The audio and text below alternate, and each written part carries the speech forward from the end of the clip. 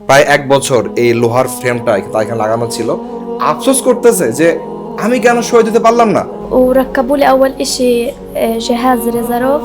আমরা এখন যে ফিলিস্তিনি গাজার যে বোনের পাশে বসে আছি, সে একজন মাসুম বাচ্চা। তার এখন বয়স স্কুলে যাওয়ার, খেলা করার বয়স, ছোটাছুটি করার বয়স, পরিবারকে সময় দেওয়ার বয়স।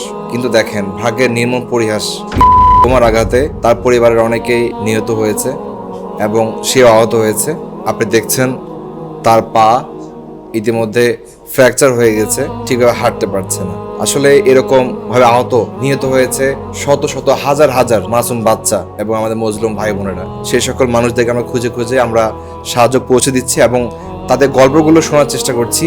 فتصوبت برجلي التنتين وركبوا لي أول إشي جهاز ريزاروف فوق وتحت. বলছিল যে তার এলাকায় আসলে বাহিনী একটি হামলা করে, তো যুদ্ধে বোমের আঘাতে তার পায়ের আসলে অবস্থা হয়েছে এবং তার 2 পায়ে ফ্র্যাকচার হয়েছে এবং 1 পায়ে এই মেশিনটা লাগানো হয়েছে।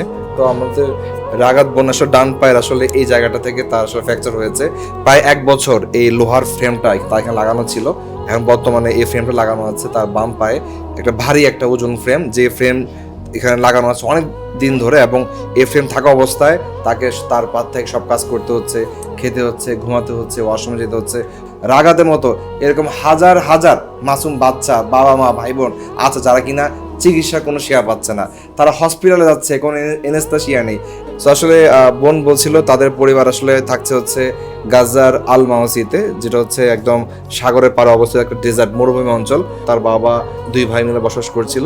আসলে সে বলছিল যে তার আত্মীয় স্বজন অনেকে আজকে শহীদ হয়ে গিয়েছে। আমরা এমন কিছু পরিবার পেয়েছি যার পরিবার সবাই শহীদ হয়ে গেছে। আল্লাহু আকবার। আসলে আফসোস করতেছে যে আমি কেন শহীদ দিতে পারলাম না। আল্লাহু আকবার। ইমানের শক্তি অনেক মজবুত তাদের।